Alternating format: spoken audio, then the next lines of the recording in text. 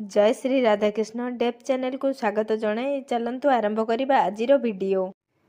चलतु आज आम यही हनी बीट बुणवा शिखा आमको yellow colour black colour white colour wool दरकार। देखंतु आम फास्ट मैजिक रिंग करवा। मैजिक रिंग रे चेन गोटे करवा। चेन पर आम ये जो सर्कलटा है से सर्कल रे आम कौन करवा सिंगल क्रूज करवा। ये जो सर्कल भितर आम ए वर्क करवा से वर्क ना है सिंगल क्रूज। आम यही सर्कल भितर 8टी सिंगल क्रूज करवा। देखंतु सिंगल क्रूज केमती होची। सिंगल क्रूज रे किछि भी आम क्रूज रे ऊल को न गुड़े डायरेक्ट सर्कल भितर पुरेबा। तापर क्रूज रे ऊल को गुड़ेबा। गुड़े की जो दीटा लूप हम तो गोटे करवा। मोर ऊलटी पतला थिला बोली मु एठी बी बुणीबा पई 12 नंबर क्रूज यूज करची। आपण मानको ऊल हिसाब रे आपण माने क्रूज चेंज करि परिबे। देखंतु एठी मोर कंप्लीट हो जाइछि। 8टी सिंगल क्रूज मु कर देछि। 8टी सिंगल क्रूज करि सरला परे तार जो टेलटा बढ़िथिबो ताकू टाणी की आमे क्लोज कर दबा।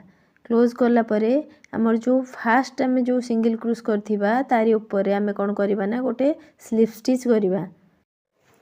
देखंतु स्लिप स्टिच कर सरला परे हमर फास्ट राउंड कंप्लीट हो जिवो। एटा हला हमर फास्ट राउंड कंप्लीट हो गला। तो फास्ट राउंड रे आम कले 8टा सिंगल क्रूज। तापर राउंड रे आम करबा 16टा सिंगल क्रूज। अर्थात ए जो 8टी आम सिंगल क्रूज कले तार ऊपर प्रत्येकटी चेन रे तार आमे दुई दुईटी लेखाएं सिंगल क्रूज करी करी जिबा। दुई दुईटी लेखाएं सिंगल क्रूज करी करी गले हमर 16टी सिंगल क्रूज हो जिवो।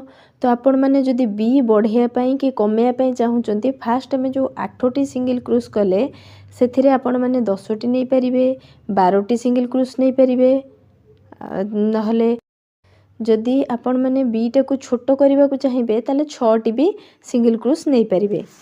देखंतु आमर ए सेकेंड राउंड चली। सेकेंड राउंड रे आमे प्रत्येकटी उपरे दुई दुईटी लेखाएं सिंगल क्रूज करछंती। प्रत्येकटी चेन उपरे आमे दुई दुईटी सिंगल क्रूज करछंती। देखंतु राउंड 2 एबे मोर कंप्लीट हो जाइछि। मु ताकू स्लिप स्टिच कली। स्लिप स्टिच करके काउंट करूछि। देखंतु आमे एबे राउंड 3 आरंभ करबा। राउंड 3 रे हमर से सिंगल क्रूज ही हबो। सिंगल क्रूज हेले आमे फास्ट आम 8टी करथिले सिंगल क्रूज। तापर आम 16टी करथिले डबल करथिले प्रत्येकटी ऊपर दुई दुईटी करथिले। किंतु एठी आम फास्ट करबा गोटे सिंगल क्रूज। तापर चेन